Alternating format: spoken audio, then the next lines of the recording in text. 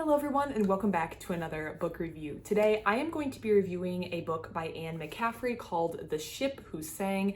This was actually part of my Hugo Award winners and finalists reading challenge. The novella in here, Dramatic Mission, it's one of 6, was actually a finalist in the year 1970 for Best Novella, and that is why I picked up this book because it contained that novella set in the context of the entire story that it takes place in. Now this is not the first book I have read by Ann McCaffrey. She had a winner in 1968 with the novella Where Search, and she was also a finalist in the year 1969 with her novella Dragon Rider. But this book is a departure from those 2 previous books that I have read from her because the previous 2 were more fantasy and this one is definitely sci-fi. And I know people talk about sci-fi fantasy together as a genre, even though there are differences between those 2. This book does feel like a departure from both Where Search and Dragon Rider. So this was the 3rd book I've read by Ann McCaffrey, all of them in that Hugo Award winners and finalists reading challenge I'm doing, and I was excited to dive in and see how Ann McCaffrey wrote sci-fi. So we're going to discuss a brief rundown of the plot of the entire book and then including a little bit of what happened in Dramatic Mission, but I am going to try to keep it high level in case you want to read this book, and then I'm going to discuss my thoughts on this book overall. So let's dive in. As mentioned, I was really reading this for Dramatic Mission, which was one of the novellas that are all put together in this book, but the order in the contents are The Ship Who Sang, The Ship Who Mourned, The Ship Who Killed, Dramatic Mission, the one that was the finalist, The Ship Who Dissembled, and The Partnered Ship. And it's a little over 200 pages, and it's that older paperback style that I really like, and it has that good library smell, if you know what I'm talking about. So this takes place in a futuristic world in which individuals who are deformed at birth or have some sort of deformity or cannot otherwise be saved have their brains saved. And these human brains are then molded and prepared and trained to be partnered or to be put into a ship, and then they control a ship. And by ship, I mean like spaceship in outer space. This is almost like an AI-esque sort of thing that's going on, where instead of it being like a true computer AI, it's instead just a human brain, but one whose body wasn't going to be compatible with life. So like the brain was rescued and trained, and that's how they're doing it. They live in the ship, but they are one with the ship, controlling the ship.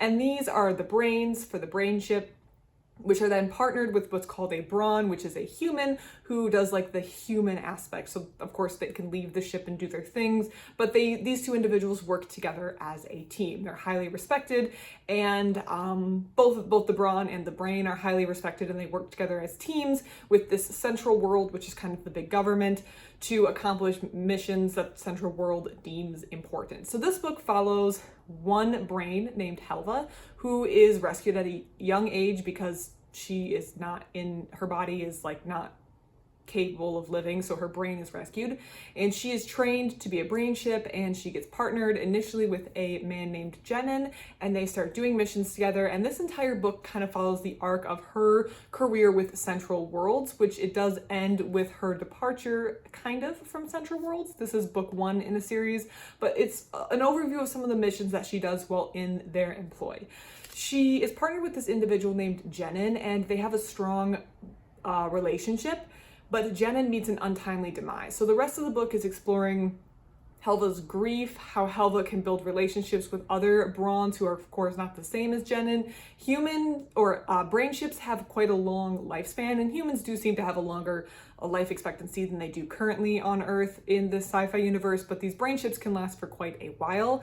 And Helva's just trying to find her place in this universe, connect with new Brawns. Will she ever have a relationship like she had with Jenin? Dealing with all these things while going on different missions in each of these tasks, going to worlds that have a brain ship gone rogue. That was the nicest way to put it, in one of them who has kind of started a cult around her. The one in question that was for the finalist position, Dramatic Mission, was when Central Worlds makes contact with a previously unknown civilization that feeds on like egoic energy, and Helva is asked to accompany a theater troupe to perform Shakespeare on this group, but maybe people from the Central Worlds are getting too enmeshed in this new civilization's way of thinking, and that causes a whole lot of problems. And throughout all of this, again, Helva's just trying to find her place and try to find another Braun, even though no one will take the place of Jenin. She does start to build these strong relationships throughout the stories as we go along.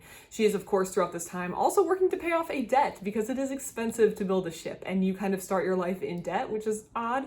It kind of reminded me of in like colonial days when people would buy passage to like the American colonies as like an indentured servant, and then you'd have to like work off your like passage to the new world. That's almost what it felt like, but instead, in Helva's case, there was no choice. Like, she was kind of built into this brain chip, and then she was told, oh, you have a huge amount of money you have to pay. So as she is working, she's also taking these extra missions and maybe taking on additional risk to pay off that debt that she has so that she can become free and maybe make some more of her own decisions, not just answering to the Central Worlds and their government and the handlers that she has in Central Worlds. Overall, it was quite enjoyable. The stories are mostly self-contained, like Dramatic Mission, because it was awarded as a novella or recognized as a finalist as a novella, tells me that it could be read alone, and I see how it could. However, I liked reading this book because it kept everything in perspective. I think it would be very confusing to jump into Dramatic Mission without the backstory of the previous things that occurred. You could probably piece things together, but it would take you some time. So I think reading it as part of a whole made sense, and I really did like that. I do wonder, looking at it, if Dramatic Mission was published separately or if she just, that's that section. I'm not sure how it was published or in what order it was pieced together. It was, as mentioned, the best part of the book for sure. So I see that. Not sure how it was published, not sure how this book was put together, but I'm glad it was because altogether it makes a lot more sense. The concept of the ship is interesting. It feels very like AI, and the partnership of like having this human with this AI or other human entity isn't entirely unique within sci-fi, but I do wonder, in reading a lot of this, how much of it had been done by the time the author who wrote a book like this did that, if that makes sense. Like, because I'm reading things that are so old, in the sense that this is from 1970, were a lot of other authors in the 1970s doing this like AI computer or something similar with a human interaction, or was this one of the first times it was done and that makes it so novel and therefore worthy of the award? I'm not sure, but I do kind of like that partnership when it's done well, and I think it was done well here. I think Helva is, she has her own sense of emotion, which when you have like a purely logical like AI, you might not have. So I do like the fact that she is human. At the end of the day, she has a human brain just kind of encased in this ship. So I did like that aspect. And I think something that I enjoy about Ann McCaffrey is the like a woman's perspective. When I look through the list of other novellas that have won or were finalists up to this point, there were a lot of male authors, and they were writing a lot from the male perspective, which is fine. Good sci-fi is good sci-fi, whether or not it has a female lead or a female perspective. And I think a lot of that is, of course, just reflective of the times these authors were writing in. Things were just different in the 1950s, 1960s, 1970s. So I'm not going to hold that against any of the authors, but it's very interesting when one of the books comes up by Ann McCaffrey, because I know I can expect at least a lead female protagonist who isn't just kind of a prop in the story for the amusement and entertainment of the men involved.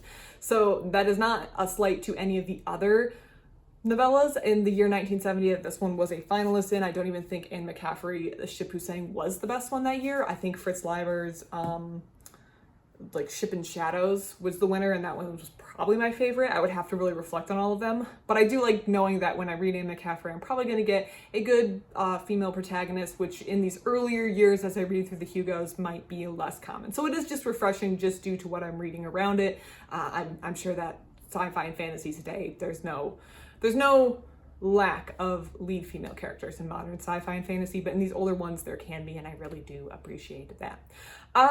This is not by any means the best sci-fi book that I have ever read, but I would definitely be interested in reading more sci-fi by Ann McCaffrey. I'm not sure how much of what she wrote was sci-fi. I know that she's better known for some of her fantasy works.